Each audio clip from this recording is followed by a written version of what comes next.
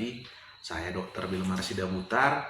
Saya ingin menjelaskan beberapa pertanyaan maupun pernyataan di video TikTok yang cukup simpang siur belakangan ini. Yang pertama, saya lihat komentarnya Maha. Barang yang hilang itu apa? Berapa nilainya milik pemerintah yang hilang? Di sini saya jelaskan, seharusnya yang menjawab ini pemerintah Kabupaten Samosir melalui inspektorat. Barang yang hilang apa? Dengan Undang-Undang Keterbukaan Informasi Publik, seharusnya Kominfo, Kadis Kominfo merilis barang apa saja yang hilang jika memang ada yang hilang. Atau memang sengaja ingin ditutup-tutupin. Jadi saya nggak tahulah motifnya apa. Jadi untuk Maha, terima kasih komentarnya. Silahkan konfirmasi ke pemerintah Kabupaten Samosir, baik ke BPKAD, Badan Asetnya, ataupun ke Kominfonya maupun ke inspektoratnya. Saya rasa itu bisa saya jawab. Ini ada Yuliana 020582. Kok bisa langsung pecat? Apakah sudah melalui pemeriksaan khusus oleh APIP dan apa rekomendasi dari APIP? Ini saya jawab untuk saudara Yuliana. Ini saya terangkan gini. Saya pernah menghadiri pemeriksaan di bulan 7, kalau tidak salah tanggalnya saya kurang ingat. Di situ saya minta salinan panggilan saya secara berjenjang karena saya merasa tidak pernah menerimanya dan tidak diberikan. Akibat tidak diberikan, saya bilang saya tidak bersedia untuk diperiksa. Nah, ketika saya tidak diperiksa, BAP ditandatangani oleh 9 tim penegak disiplin yang ketuanya adalah Dr. Dina Hutapea, sekretarisnya Arnold Sitorus, asisten 3 pemerintah Kabupaten Samosir. Di pasal BAP itu diterangkan saya hanya diduga melanggar pasal 3 huruf F. Namun di surat pemecatan saya melanggar sekitar 6 atau 7, 3C, 3D, 3F, 3G, kira-kira itu sama ada 5G atau 5 berapa itu pasalnya. Ini saya ngerasa mereka melakukan markup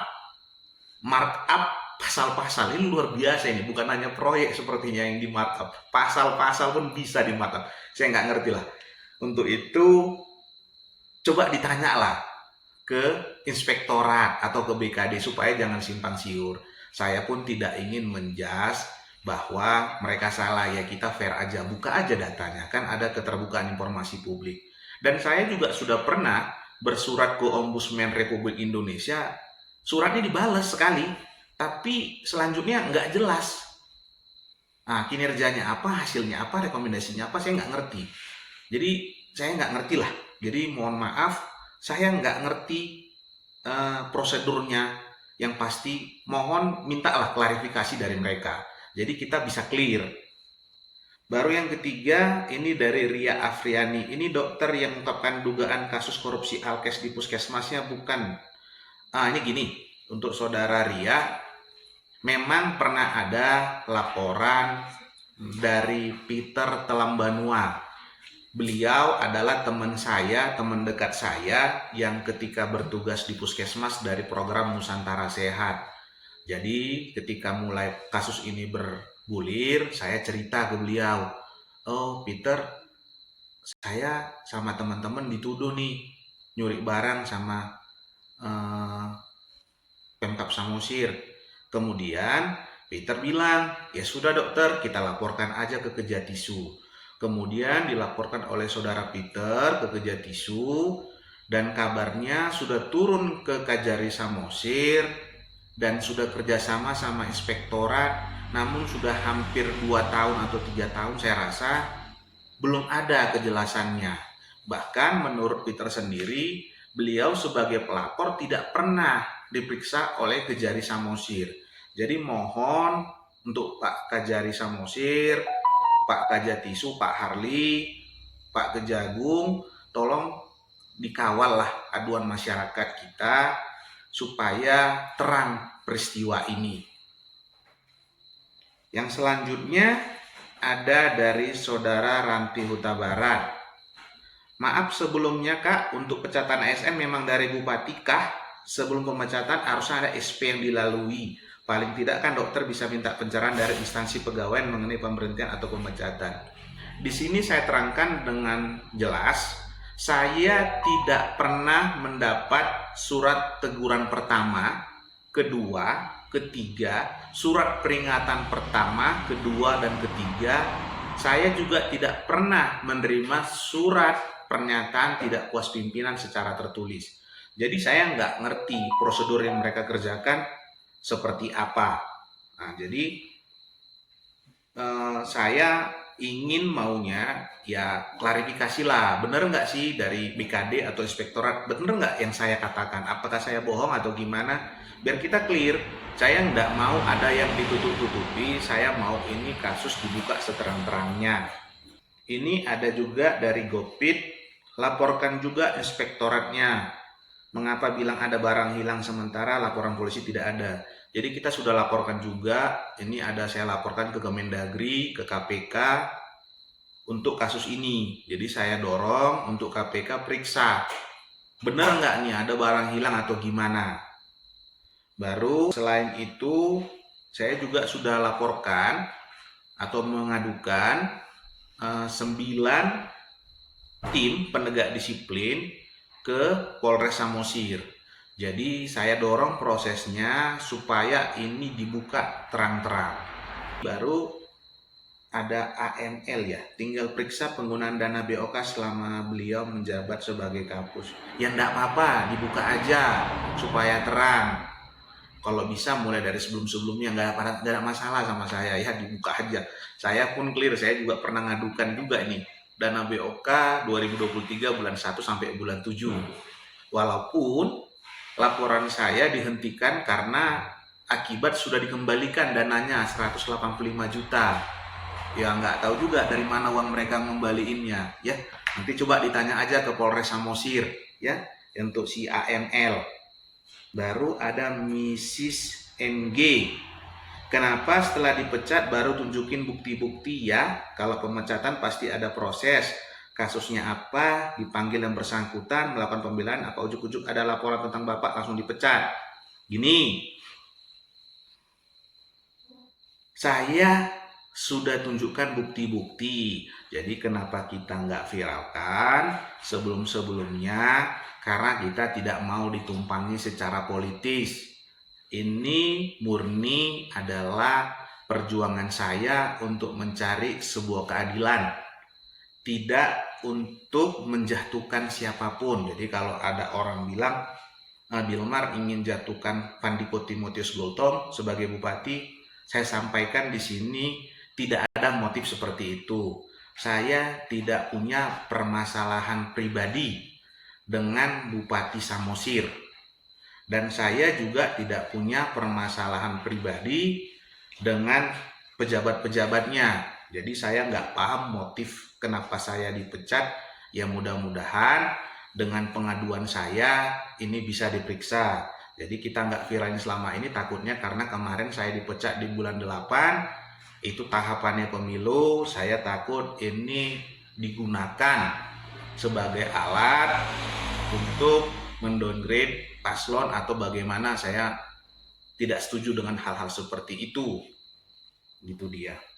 Baru ini ada bendera merah putih. Mengapa tidak saat itu membuat laporan Pak Dokter? Dari 24 sampai 2025 sudah berjalan 1 tahun, kemana saja? Gini saya ceritakan, ketika saya dipecat di tahun 2024 bulan 8, saya hanya dapat suratnya, surat pemberhentian. Ketika saya minta buktinya, BKD dan beberapa pejabat yang hadir pada saat itu tidak mau memberikan buktinya. Silahkan tempuh di pengadilan.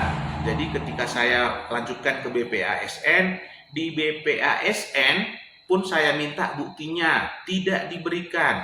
Akhirnya saya masuk ke PT Tun. Di PT Tun lah baru saya memiliki bukti. Setelah muncul salinan putusan PT Tun, itulah yang saya gunakan sebagai bukti bahwa terjadi rekayasa. Terus kemudian tanya teman-teman, kenapa di PT Tun hasilnya menolak gugatan saya? Saya terangkan sedikit. Ketika ada penyajian bukti dari pihak tergugat, saya sudah sampaikan kepada Yang Mulia Hakim bahwa bukti yang disampaikan adalah rekayasa. Namun Yang Mulia Hakim menyatakan tidak hak mereka untuk memeriksa hal itu. Silahkan lanjut ke proses pidana apabila ada rekayasa. Oleh sebab itu, saya telah mengadukan pihak-pihak terkait atas dugaan rekayasa yang terjadi. Nah, jadi saya sudah lapor ke polisi, ke KPK, dan saya akan lanjutkan hal-hal ini ke tempat yang lain. Ini dari Lepika Sherly Apria, ini pasti sudah besar kasus ya, nggak mungkin dipecat kalau masalah ya tidak fatal, ini cuma pembelaan diri saja. Ini sebenarnya saya duga, ini motif pertama permasalahan saya mengadukan ada pemalsuan tanda tangan saya ke Polda Sumatera Utara yang sekarang sudah penyidikan, dan 6 bulan penyidikannya, dan kasusnya sudah hampir 2 tahun, ulang tahunnya nanti kedua di tanggal 9 November ini. Nah, jadi setelah itu saya dicari-cari kesalahan dan dugaan saya, semua tuduhan ini adalah sebuah rekayasa.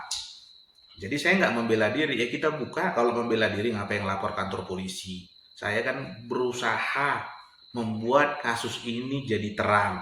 Dan ini ada Caroline, coba jelaskan dulu sebab akibat biar netizen nggak salah ketik. Sekarang banyak memang di Puskesmas Samosir dokternya nggak mau tinggal di rumah dinas, sering kosong. Untuk saudara Caroline, saya nggak enak lah kalau ngomentarin ini. Ditanya aja lah sama kepala dinas kesehatannya, Dr. Dina Hutapea, sama kepala BKD-nya, sekarang Pak Saud Marasi. Saya nggak enak kalau mencampuri urusan orang, karena itu kan kinerja mereka. Dan ya kalau bisa sampaikan juga ini ke Pak Bupati lah, Bupati Samosir pasti bijaksana untuk memahami keluhan masyarakat.